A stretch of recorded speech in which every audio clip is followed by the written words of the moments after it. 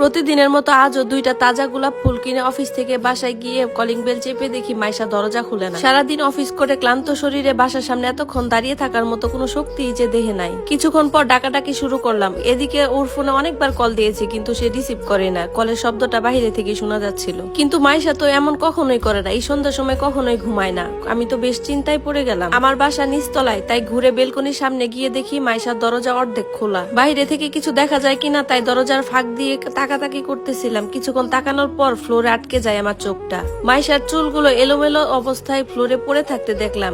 এটা দেখা মাত্র আমার বুকের ভেতর হঠাৎ ধাক্কা দিতে শুরু করলো। আমি এবার উত্তেজিত হয়ে ঘরের ভেতরটা দেখার জন্য বেলকনি গ্রিল বেয়ে উপরের দিক থেকে উকি দিলাম। তাকাতেই দেখি মাইশা হাত পা ছুড়ে অর্ধনগ্ন অবস্থায় ফ্লোরে নিথর দেহটা ওর পড়ে আছে। ওর কাপড় চোপড় কিচ্ছু নেই গায়ে। দেখা মাত্রই আমার দেহ পাথরের মতো শক্ত হয়ে গেল। আমি নিজেকে ধরে রাখতে পারলাম না, সোজা আশ্রে পড়লাম গ্রিল থেকে মাটিতে। তখন প্রায় সন্ধ্যা 7টার কাছাকাছি। আমার গলা শুকিয়ে গেল, হাত পা থরথর করে কাঁপছে। আমি কি দেখলাম এটা? নিজের চোখকেই তো বিশ্বাস করতে পারছি না। এরপর নিজেকে কোনো মতে সামলে পাশে বাসার কাদের ভাইকে ডাক দিলাম। কাঠের পুতুলের মতো দাঁড়িয়ে আছি আমি, মুখ দিয়ে কোনো কথাই বের হচ্ছে না। 5 বছরের রিলেশন করে বিয়ে হয় আমাদের বিয়ের বয়স 2 বছর। খুব ভালোবাসতাম আমি মাইশাকে। আমার ডাকাডাকি শুনে কাদের ভাই দরজা খুললেন। আমার মুখ থেকে কোনো কথাই বেরোচ্ছিল না ওনার সামনে।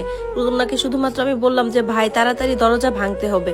তখন কাদের ভাই বলল কি হয়েছে? আমি বললাম ভাই আমার মাইশা ফ্লোরে পড়ে আছে। এরপর দুজনে গিয়ে দরজায় শক্ত করে লাথি দিতে দরজা ভেতর থেকে ছিটকিনিটা খুলে গেল। ঘরে ঢোকা মাত্রই ফ্লোরের মাইশাকে পড়ে থাকা দেখে কাদের ভাই অন্যদিকে মুখ ঘুরিয়ে ফেললেন।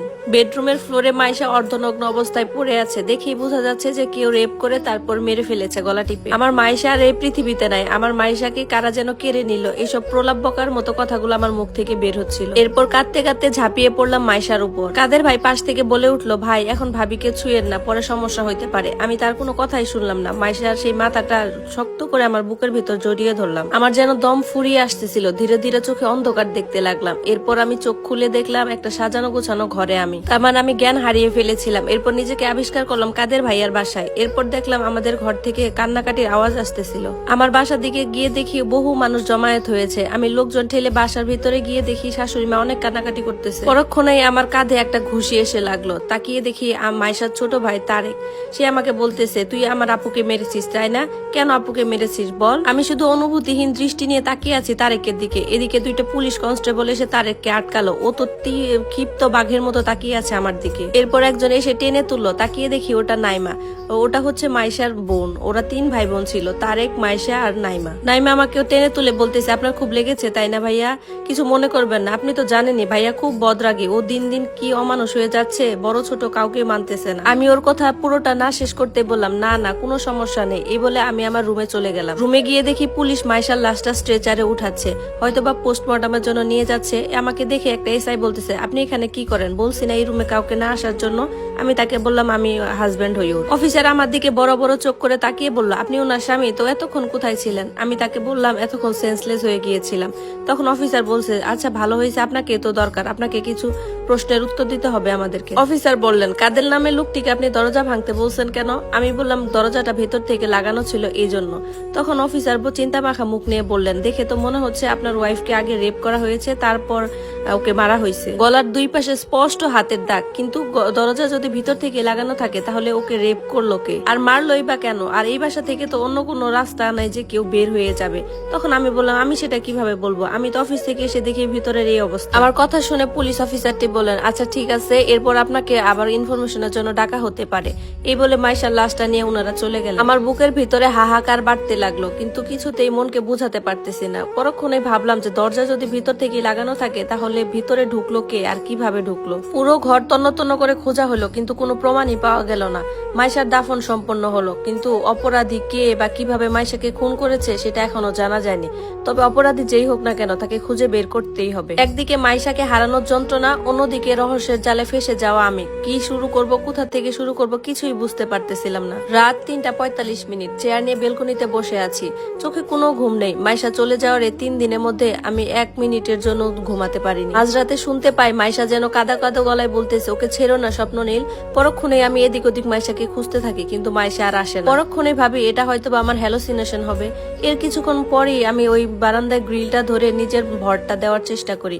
কিছুক্ষণ পর খেয়াল করি গ্রিলের এক পাশ একটু হালকা হয়ে গেল। আমি অবাক হয়ে গেলাম। আবার একটা ধাক্কা দিতে দেখি গ্রিলের এক পাশ বাইরের দিকে সরে গেল। আমার গলা শুকিয়ে হাত পা কাঁপতে লাগলো। পুলিশ তো সকালবেলা ধাক্কা দিয়ে দেখছে, কিন্তু তখন তো এরকম কিছু ছিল না। এখন কিভাবে আলগা হয়ে যাচ্ছে। এরপর সেটাকে আমি জোরে চাপ দেওয়াতে দেখলাম পাশের একটা বড় অংশ খুলে গেল, যেটা দিয়ে একজন মানুষ অনায়াসে যাতায়াত করতে পারবে। এসব ভাবতে ভাবতে দেখি কলিং বেলের আওয়াজ। ঘড়ির দিকে তাকিয়ে দেখি সকাল 6টা বাজে। তখন মনে মনে ভাবলাম এত সকালবেলায় আবার কে এলো। যখন আমি দরজার দিকে গেলাম, দরজাটা খুলে দেখি দুজন কনস্টেবল আর একজন পুলিশ অফিসার এসেছে। মনে মনে ভাবলাম এদের কি কোনো সংসার ধর্ম নাই নাকি আমার মতো ওদেরও এই কেসের জন্য চোখের ঘুম হারাম হয়ে গেছে। ওরা ঢোকা মাত্রই ওদেরকে বললাম গতকাল রাতে একটা আজব ঘটনা ঘটেছে। পরে উনি বলল যে কি হয়েছে। আমি তাকে বললাম যে আমি যখন বাহিরে বারান্দায় বসেছিলাম তখন হঠাৎ করে খেয়াল করি যে বেলকনির একটা গ্রিল এরকম খোলা আছে। এরপর ওনাদেরকে সেখানে নিয়ে গেলাম। একটা কনস্টেবল গ্রিলের ছবিটা তুলে নিল। এদিকে অফিসারের মুখে চিন্তার ছাপ দেখতে পাচ্ছি। উনি আমার মতো ওই গ্রিলটা হাত দিয়ে নাড়াচাড়া করে দেখতেছিলেন। আমি বাইরের দিকে তাকাতেই মেন গেটে টুলের উপর বসে থাকা দারোয়ানের দিকে আমার চোখ পড়লো। ওর দিকে তাকিয়ে চোখাচোখি হতেই ও একটা অপরাধ বোধ দৃষ্টি নিয়ে চোখটা সরিয়ে ফেললো। ব্যাপারটা খুব অবাক লাগলো। ও আবার অন্যদিকে তাকিয়ে ফেললো। মনে মনে ভাবলাম পুলিশ টুলিশ দেখে হয়তো বা ওদের এমনিতেই ভয় লাগে মনের ভিতর। অফিসার তখন বললেন গোলমেলে ব্যাপারটার একটা সমাধান মনে হয় বের হবে। তাহার মানে বেটা এখান থেকেই কেটে পড়ছে। অফিসার বললেন আচ্ছা আপনি বা আপনার ওয়াইফের সাথে কি কারো তেমন কোনো শত্রুতা আছে। আমি তাকে বললাম দেখুন আমি এখানে এসেছি মাত্র 3 মাস হলো, আর আমার ওয়াইফের সাথে সে তো ঘরের বাহিরেই বেরোতো না, তাহলে কার সাথে তেমন শত্রুতা থাকবে। আর আমার স্ত্রী তো সবকিছু আমাকে বলতো। তখন পুলিশ আমার কথা শুনে মুচকি হেসে দিয়ে বললেন স্বপ্ননীল ভাই এমন অনেক কিছুই থেকে যায় যেটা কাছের মানুষও টের পায় না। যাই হোক সেদিকে আর না যায়। আর এই নিন আমার ফোন নাম্বারটা, কোনো কিছু জানতে পারলে বা বুঝতে পারলে অবশ্যই আমাকে কল করবেন। আজ আসি তাহলে। এই বলে ওনারা চলে গেলেন। এদিকে আমার মাথায় দারোয়ানের ওই রকম তাকিয়ে থাকাটা ঘুরপাক খাচ্ছিল। দারোয়ানের উপর আমার সন্দেহ হতে লাগলো। ও তো মেরে ফেলতে পারে না, আর তাছাড়া ও রেপই বা কেন করবে। মাইশাকে যারা মেরেছে ওদের এটা পূর্ব পরিকল্পিত ছিল। এরপর আমি তড়িঘড়ি করে বাসা থেকে বেরিয়ে দারোয়ানকে ডাক দিলাম। ও আমাকে দেখা মাত্রই মনে হচ্ছিল ও একদম ঘাবড়ে গেছে। তড়িঘড়ি করে কোনো ভূত দেখে আমার সামনে আসলো। আমি ওকে জিজ্ঞাসা করলাম কাল দুপুরবেলা তুমি কোথায় ছিলে। তখন দারোয়ান বলল একটু বাহিরে গিয়েছিলাম। আমি দারোয়ানকে আবার বললাম ভালো করে মনে করে দেখতো অপরিচিত কেউ কালকে ঢুকছিল কিনা। তখন দারোয়ান একটু চোখ বড় করে বলতেছে হ্যাঁ ভাইজান একটা লোক ঢুকছিল। আমি বললাম লোক কেমন লোক, তুই কি চিনিস তারে, আর কেমন দেখতে। এসব প্রশ্ন অনেক কিছু আমার মনের ভিতর জাগতে লাগে। দারোয়ান তখন এদিক ওদিক তাকিয়ে আমাকে বলতেছে ভাইজান শ্যামলা করে অনেক লম্বা একটা লোক।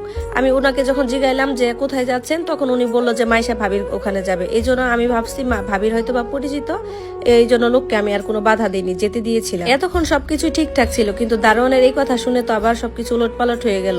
একজন অপরিচিত লোক সে গ্রিল কাটবে কিভাবে। আর তাছাড়া ও যদি গ্রিল কাটে তাহলে তো বাইরে থেকে দারোয়ান বা অন্য কেউ ঠিকই দেখতে পেত। এরপর আমি রাগান্বিত হয়ে দারোয়ানকে বললাম এই তোকে কিন্তু এক থাপ্পড় মেরে দাঁত সব ফেলে দিব। আমার কাছে বানিয়ে বানিয়ে গল্প বলি। আমার এই রূপ দেখে দারোয়ান ভয়ে ভয়ে মাথা নিচু করে বলল ভাইজান ধমকান কেন, হাসাই তো কইলাম। আমি তখন আরো শক্ত গলায় ওকে বললাম পুলিশ এসে যখন পাছায় বাড়ি দিবে তখন সব সত্যিটাই বের হবে। আমি ওকে বললাম এখন যা আমার সামনে থেকে। ও কোনো মতে আমার সামনে থেকে পালালো। এরপর দারোয়ানের প্রতি সন্দেহটা আমার আরেকটু শক্তপোক্ত হতে লাগলো। হয় ওই এই খুনটা করছে বা কাউরে দিয়ে খুন করাইছে, অথবা কেউ ওর মুখ বন্ধ করছে টাকা দিয়ে। এরই মধ্যে আমার ফোনটা বেজে উঠলো। ফোনের দিকে তাকিয়ে দেখি নাইমার কল।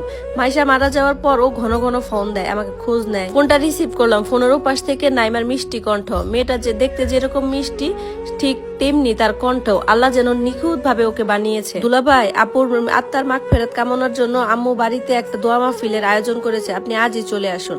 আমি ওকে বললাম শোনো তুমি তো জানোই তোমার আপুর মৃত্যু কিভাবে হয়েছে, আর পুলিশ আমাকে নজরে রাখতেছে। এই মুহূর্তে আমার শহরের বাইরে যাওয়া ঠিক হবে না। না না ভাইয়া আমি আপনার কোনো কথাই শুনবো না, আপনি আজই চলে আসেন। রাখি, এটাই আমার শেষ কথা। আমার কোনো কথা না শুনে মেয়েটা এই বলে ফোনটা কেটে দিল। ও এমন ভাবে বলতেছিল যে ওর আপুর দোয়া মাগফিরাতের চেয়ে আমার যাওয়াটাই বেশি প্রয়োজন। এদিকে ফুটফুটে বৌমার জন্য মন খারাপ করে বারে বারে ফোন দেয় আমাকে আমার আম্মু। ফোন দিয়ে ওদের দুজনের খুনসুটির কথা বলে। আমিও আমার আম্মুকে সান্ত্বনা দিই। এদিকে মাইশা মারা যাওয়ার পর বাহিরেই বের হয় না। হঠাৎ করে সেদিন মোড়ের গলি দিয়ে হাঁটতেছিলাম। হাঁটাহাঁটি করতে করতে দেখি আমার পায়ের নিচে কিছু একটা লাগলো। হাত দিয়ে তুলে দেখি সেটা একটা কানের দুল। এই মুহূর্তে আমি আমার বাসার বরাবর নিচেই দাঁড়িয়ে আছি। সেই দুলটা হাতে নিলাম। দুলটা হাতে নিয়ে তাকাতে বুকের ভেতর আবার ধাক্কা লাগলো। এটা যে আমার মাইশার দুল, আর এটা এখানে বা কেন পড়ে আছে। ও তো কোথাও বেড়াতে যাওয়া ছাড়া এই দুলটা কখনোই পড়তো না। আমি সরাসরি দ্রুত বাসায় গেলাম। সেখানে আলমারির দরজার হাতলটা ধরতেই দেখলাম আলমারির দরজাটা খুলে গেল। আলমারির ভেতরে তাকিয়ে দেখি মাইশার 2 সেট গহনার বাক্স খালি পড়ে আছে। এতদিন এই আলমারির দিকে চোখটা পড়েনি আমার, আজকে দেখলাম সব ফাঁকা। এসব দেখে আরো দুর্বল হয়ে গেলাম আমি। রহস্যের মোড় যে অন্যদিকে ঘুরে গেল। চুরি হয়ে গেছে আমার বাড়িতে। রহস্যের একটা নতুন মোড় নিল। তার মানে আগে চুরি, তারপর ধর্ষণ, তারপর খুন। মুহূর্তে সবকিছু উলটপালট হয়ে গেল। শরীরটাও খুব দুর্বল লাগতেছিল। বিছানায় গিয়ে বসলাম আর মনে মনে ভাবতে লাগলাম এই সবকিছুই পূর্ব পরিকল্পিত। এসব ভাবতে ভাবতে দেখি ফোনটা বেজে উঠল। ফোনের স্ক্রিনে তাকিয়ে দেখি নাইমার ফোন। মেয়েটা দেখে আমাকে একদমই শান্তি দিচ্ছে না। এরপর যখন ফোনটা রিসিভ করলাম, ওপাশ থেকে কান্নার আওয়াজ আসতেছে। আমি তো বুঝতে পারলাম যে এটা ঠিক নাইমার ঢং করা কান্নার আওয়াজ, আমি যাব না তাই। আমি বললাম, কি হয়েছে, এইভাবে কান্না করছো কেন? পরে সে দুলাভাই এই কথা বলে আবার কান্না করে দিল। তখন সে বলতেছে, দুলাভাই আপনি আসবেন না, আপনার সাথে আমার কিছু কথা আছে, প্লিজ আপনি একবার হলো আসুন, আমার মরা বোনের দোহাই লাগে। আমি নাইমাকে বললাম, কি হয়েছে তুমি আমাকে খুলে বলো তো। তখন নাইমা বলতেছে, দুলাভাই আপু মরার প্রায় 2 দিন পর একটা মধ্যবয়সী লোক আমাকে ফোন দিয়েছিল। ফোন দিয়ে অনেকক্ষণ আপুর খোঁজ খবর নিল, আমাদের খোঁজ খবর নিল। এরপর আমার কাছে জানতে চাইলো যে আপুর কবর কোথায় দেওয়া হয়েছে। তার একদিন পরে ওই ছেলেটা আবার অন্য আরেকটা নাম্বার থেকে ফোন দেয়, বেহুদা আলাপ জমাতে চায় আমার সাথে। এই ব্যাপারটা বুঝতে পেরে আমি ফোনটা কেটে দিই। এরপর ওই ছেলেটা গতকাল আবার ফোন দেয়, ফোন দিয়ে আমাকে যা বলে এটা শুনে তো আমি অবাক হয়ে যাই। ও যখন আমাকে ফোন দেয় তখন আমি ফোনটা কেটে দিতে চাই। যখন এই ফোন কেটে দিতে চাই তখন সে বিশ্রী ভাষায় আমাকে গালাগালি শুরু করে। যখন আমাকে গালি দেওয়া শুরু করে তখন আমি খুব রেগে যাই আর বলি ওকে যে ওর নাম্বারটা আমি পুলিশে দিব। এই কথা শোনা মাত্রই ও আমাকে থ্রেট দেওয়া শুরু করে, বলে যে বেশি বার বাড়িস না, তাহলে তোর আপুর মতো তোর অবস্থা করব।